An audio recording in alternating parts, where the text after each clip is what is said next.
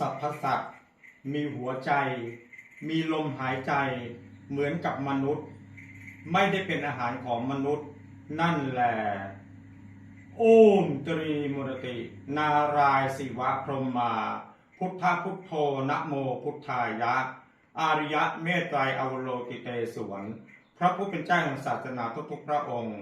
พ่อพระอริยธรรมไกรเทพไกรเดชบุญรอดโอมอริยธรรมชาญติ